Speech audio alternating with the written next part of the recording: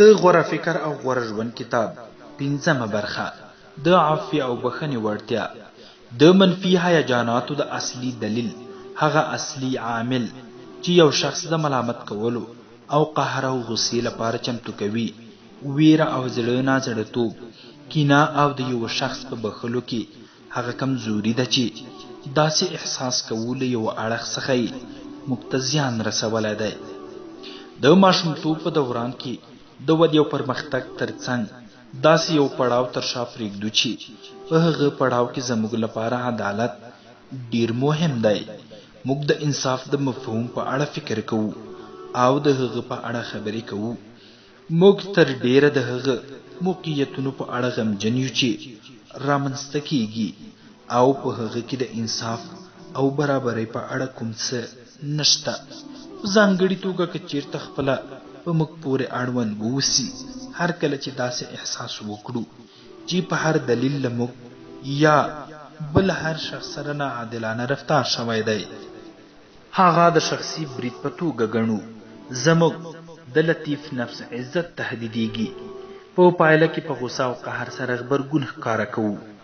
دا د رشد یو پړاو دی چې موږ د لویوالي پړاو ته د ګام اخیستو لپاره له هغه څه څخه تېرېږو. خو ځینې په دې پړاو کې پاتې کیږي او هیڅکله دې څخه زیات پرمختګ نه کوي. که چیرته د ماشومتوب په دوران کې د شکایتونو او ګیلو د پرېښودو ارزښت موږ ته دا را زده نه کړي، موږ به د نه هېرېدونکو تجربو له پیټي سره د لویوالي د دوران په لور ګامونه واخلو. زیاتره رواني ډاکټران خپل ټول کاري ژوند له هغه کسانو سره مرستې ته وقف کوي چې له دې ډول تجربو څخه کړېږي. تر ټولو غوره پرېکړه چې کولی شئ د هغه پر بنسټ له دې تجربو خلاص شئ دا ده چې هغه خلک وبخئ چې له هره پلوه یې تاسو ته زیان رسولی. یوازې د هغه په بخښلو سره کولی شئ په خپل ذهن کې خپل ځان آزاد کړئ. په همدې دلیل ده چې زیاتره مذهبونه ذهني آرامۍ او دنیوي خوشحالۍ او نیکمرغۍ ته د رسېدلو لپاره د لومړني ګام په توګه د بخښنې په ارزښت باندې ټینګار کوي. داسې تصور کړئ چې څه ډول احساس به ولرئ که چیرته په نړۍ کې ابدا د چا په وړاندې غوسه او قهر نه شئ. داسې فرض کړئ چې په بشپړه توګه یو مثبت، خوشباوره، خوښ او د لوړې لیوالتیا لرونکی شخص یاست او په نفس نامحدود باور لرئ. داسې تصور کړئ چې یو صمیمي، مینه‌ناک او د بشپړې داخلي آرامۍ د احساس لرونکی یاست. دا ټول هغه وخت امکان لري چې عفو او بخښنه ولرئ. سرچپه په عفو او بخښنه کې ماتې خوړل، منفي والی، غوسه او قهر، روحي او رواني فشارونه، اضطراب، بدني ناروغۍ او بالاخره خفګان له ځانه سره لرې. له عفو او بخښنې څخه ډډه کول تاسو په خپل بند کې اچوي. عفو او بخښنه تاسو آزادوي. ستاسو دنده یوازې ټاکنه ده. هغه په اصل کې له شخص یا موقعیت سره اړیکه نه لري. دوو عواملو ته اړتیا ده. ځینې په یو غلط منطق سره خپل بنسټ د بخښنې له نعمت څخه محروموي. هغوی فکر کوي چې په بخښلو سره د هغه کسانو غلط رفتار مني چې د هغه د غوسې لامل شوی دی. هغوی فکر کوي چې که چیرته یو مقصر شخص وبخئ د هغه په حق کې مهرباني کوئ. هغوی حتی فکر کوي چې په دې کار سره اجازه ورکوئ تر څو هغه آزاد ووسی. خو مصمم دی چې دا کار ونه کړي. رښتیا دا دی چې د زندان د جوړولو لپاره دوو عواملو ته اړتیا ده: زنداني او زندان ساتونکي ته. دوی دواړه په زندان کې دي. که چیرته اجازه ورکړئ تر څو یو ګناهګار شخص آزاد ووسی، خپل ځان آزادوئ. تاسو اړ نه یاست چې د هغه شخص رفتار ومنئ یا له هغه سره مینه ولرئ چې تاسو یې ځورولی یاست. تاسو باید یوازې هغه وبخئ تر څو وکولی شئ پاتې عمر له هغه سره جوړ راشئ. په دې توګه عفو او بخښنه په بشپړه توګه د خپلې خوښې وړ عمل دی. په رښتیا هغه له ګناهګار شخص سره هیڅ اړیکه نه لري. هغه یوازې ستاسو له ذهني کمال او روحي آرامۍ سره سر او کار لري. یو ځل یو مشهور کومیډین باډي هیکټ ویلي و چې زه هیڅکله چاته نه په غوسه کیږم، په داسې حال کې چې تاسو په غوسه کیږئ. غوسه کیدل یو غیر دودیزه لاره او طریقه ده. کله چې د یو چا په وړاندې خپلې غوسې ته لاره ورکوئ، هر ځل چې د هغه په اړه فکر کوئ، د هغه په اړه عاطفي کنټرول له لاسه ورکوئ. هغه ته اجازه ورکوئ تر څو ستاسو عواطف له لرې لارې څخه کنټرول کړي. د هغه شخص په نه بخښلو سره دا اجازه ورکوئ تر څو ستاسو عاطفي ژوند اداره کړي. په دقیقه توګه د دې په شان چې هملته ستاسو په څنګ کې یې شتون درلود او ټول شرایط په کراتو تکرارېدل. د بخښنې لاره ډیره ساده ده.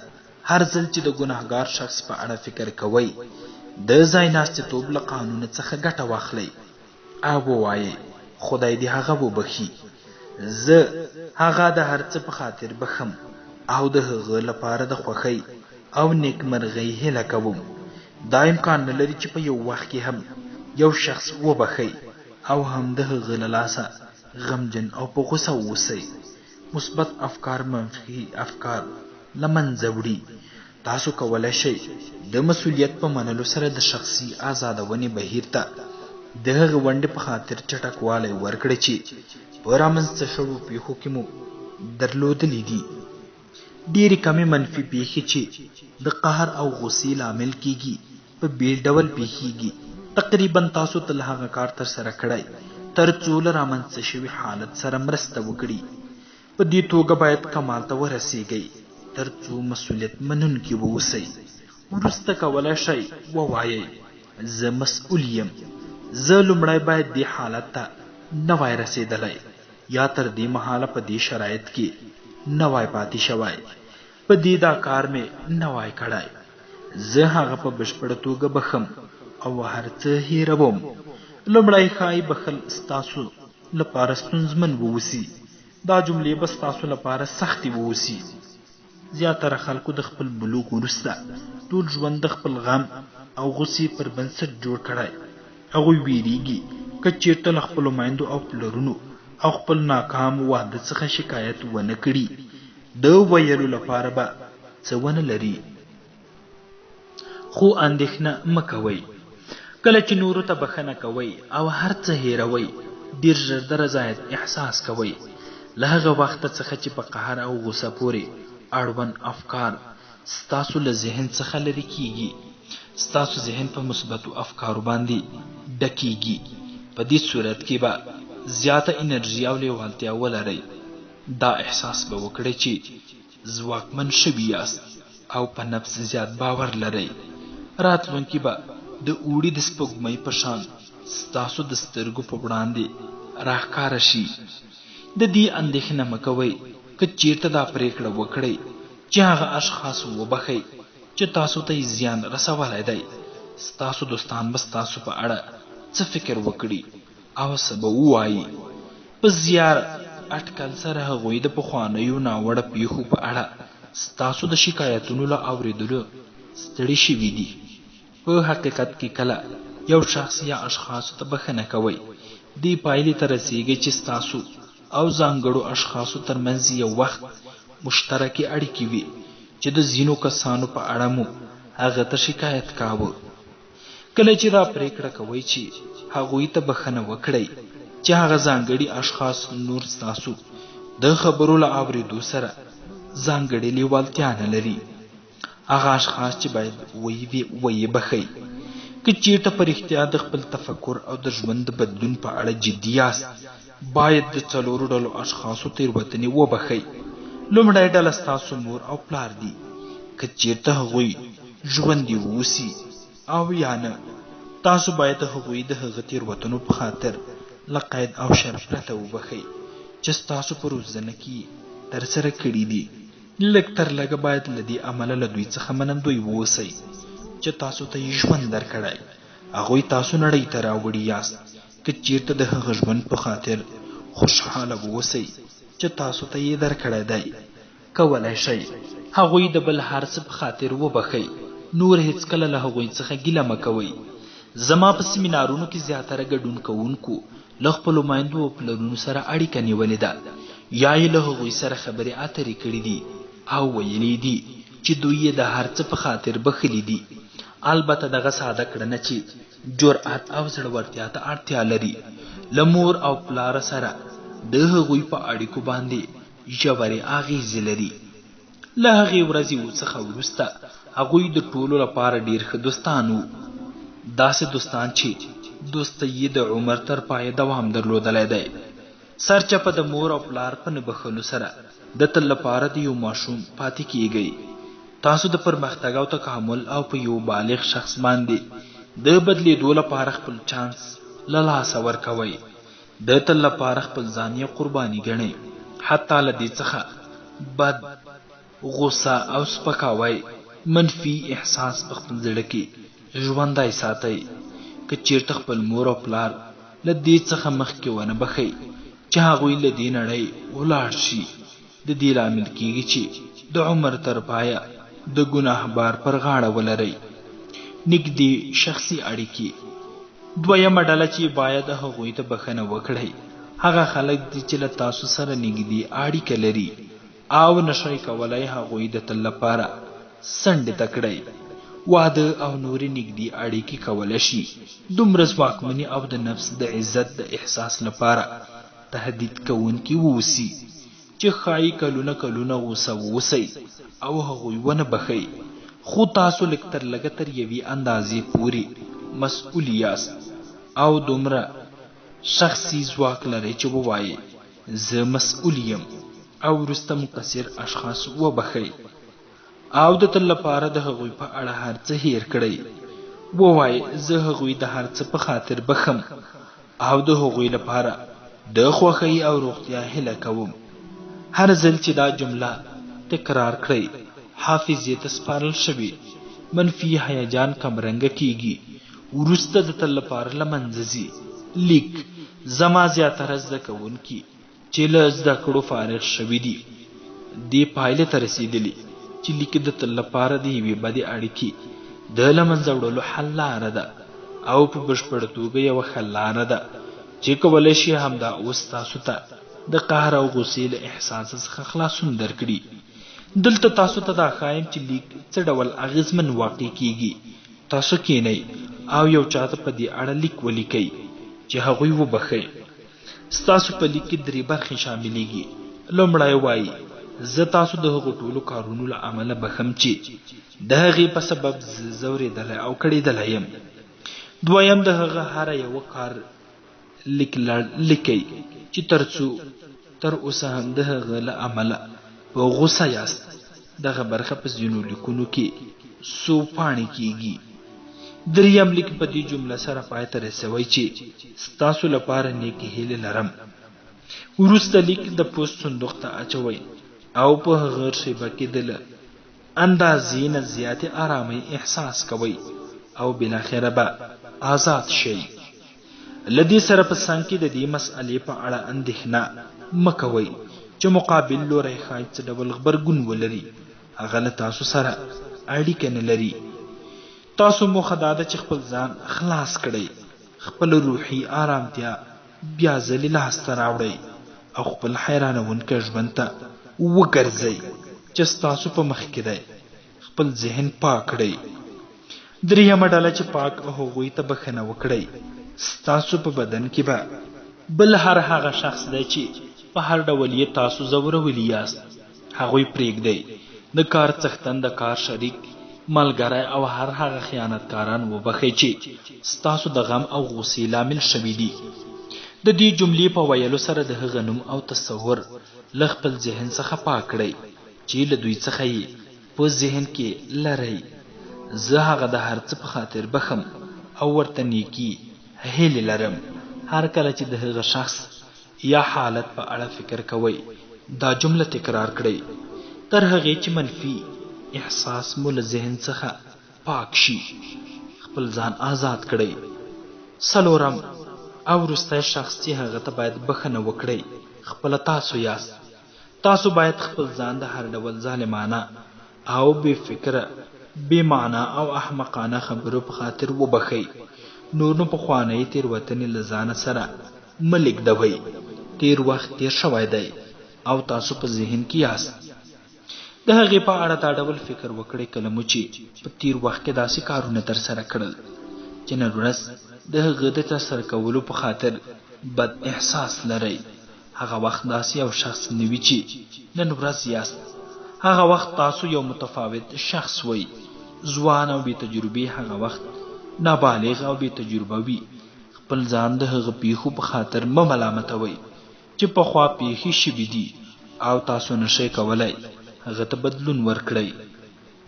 د درملنې په دوران کې کله چې یو شخص د ماشومتوب د دوران د عاطفي ضربې په پایله کې د ګناه یا شرم د احساساتو تر فشار لاندې وي، هغه وخت آرامۍ ته رسیږي چې ناڅاپه دې مسئلې ته متوجه شي چې هغه زما ګناه وه. ځینې وختونه مو داسې کارونه ترسره کړي چې یا یې ستاسو لپاره داسې کارونه ترسره کړي دي او تاسو تر دې اندازې ځوان او بې تجربې وئ چې له پوهېدنې څخه به پیښ شي یا شرایط به بدلون وکړي. هغه تاسو ګناهګار نه وي. تاسو خپلې ټولې هڅې کړي دي.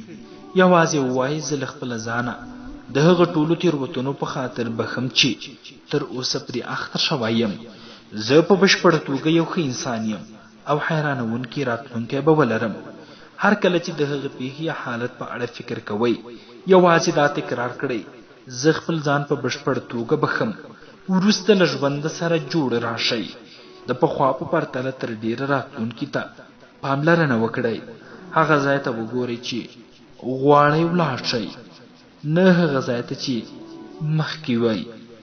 بالاخره که چیرته مو داسې کار وکړ چې د یو چا د ځورولو سبب ګرځېدلی وئ او تر اوسه د هغه په اړه بد احساس لرئ، کولی شئ هغه ته ورته شئ یا ورته لیک ولیکئ او هغه څخه بخښنه وغواړئ. هغه ته ووایئ چې د هغه کار یا خبرې له امله بخښنه غواړم چې ما ترسره کړي دي. د هغه غبرګون که هر څه اوسي مثبت یا منفي مهم نه دی. توبه او د تعصب ښکاره کول ستاسو د خلاصون لامل ګرځي. وروستی خبرداری: زیاتره خلک د عفو او بخښنې د مفکورې په اړه بې تعصبه دي. عفو او بخښنه د زیاترو مذهبونو تر ټولو اصلي باور دی او په ارواپوهنه او متفیزیک کې ښوونه ورکول کیږي. په زیات اټکل سره تاسو له هغه کسانو سره د بخښنې په نظریه کې په سړه سینه چلند کوئ چې په ژوند کې تاسو په هر ډول ځورولی یاست. خو تر ټولو لوی خطر تاسو ته په کمین کې ناست دی. د هغې خطر دا ده چې له بخښنې څخه ډډه کول کولی شي ستاسو د ټول ژوند د له منځه وړلو لپاره یوه تېروتنه واوسي. د یوه شخص یا یو حالت په بخښلو باندې ستاسو ټینګار کولی شئ ستاسو د راتلونکو پرمختګونو ځنډ اوسي. بې شمېره ښځې او نارینه وجود لري چې په یو چا باندې د غوسې او قهر په خاطر یې خپل ژوند تباه کړی. هغوی کولی شي هغه له خپله زړه څخه وباسي او په دې توګه هېڅکله خلاصون نه مومي. اجازه مه ورکوئ چې دا پیښه په تاسو کې هم رامنځته شي. تاسو باید له هر ډول تمې پرته د یو چا د بخښلو جرأت ولرئ. ستاسو په ژوند کې باید داسې شخص ونه اوسي چې تر اوسه هم د هغه په اړه غوسه واوسئ. ستاسو ذهن باید آرامي ولري. باید د دې جملې د ویلو وړتیا ولرئ چې زه په دې نړۍ کې د چا په اړه منفي تفکر نه لرم. زه له هر ډول مثبت منت پرته هغوی ټولو ته بخښنه کوم. په خپلو هیجاناتو باندې کنټرول ولرئ.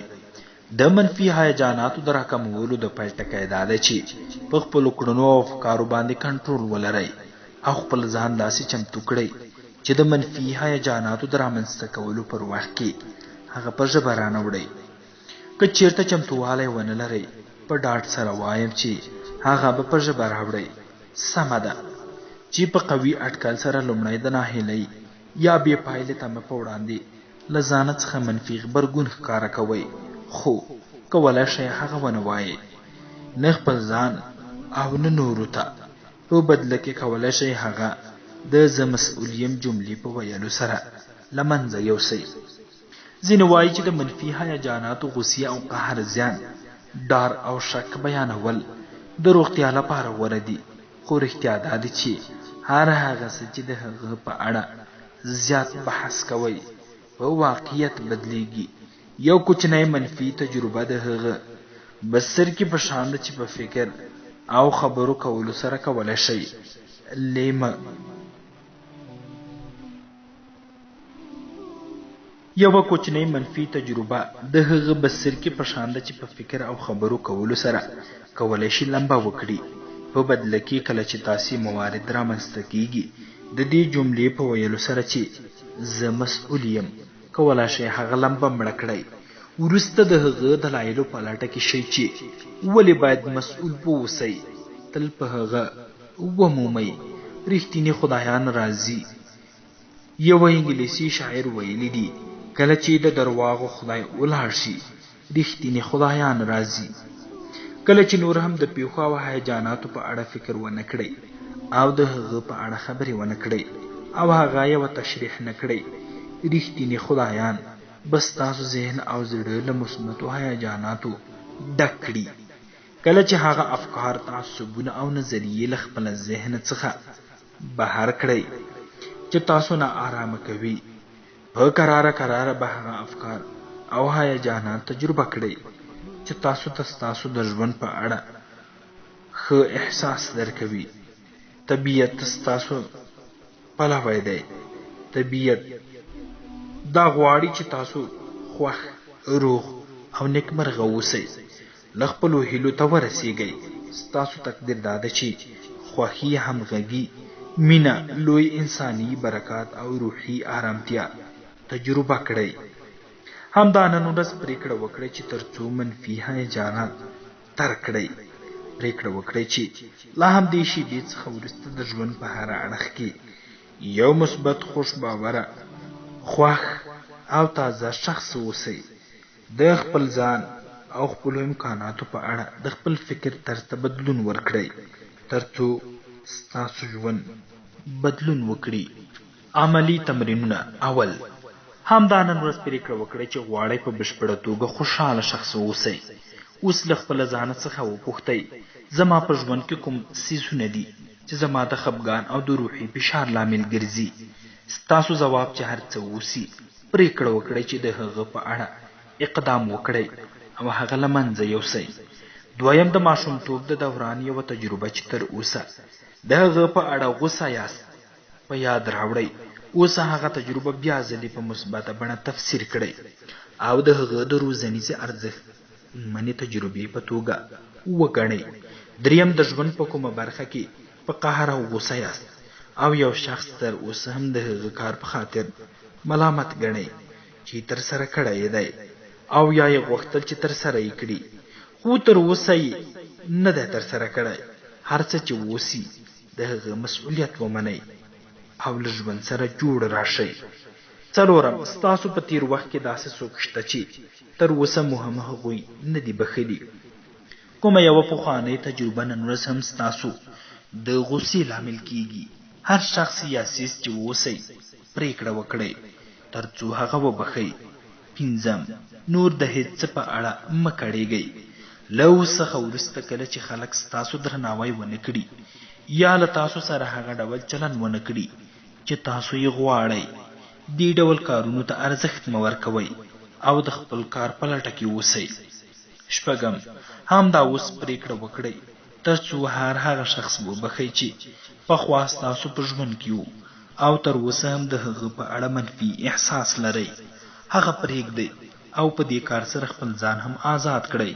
اووم، خپل ځان د هغه هرې تېروتنې په خاطر وبخئ چې تر اوسه پرې اخته شوي یاست. که چېرته غوښتنه وکړئ، ورشئ او له مقابل لوري بخښنه وغواړئ. خپل ځان آزاد کړئ.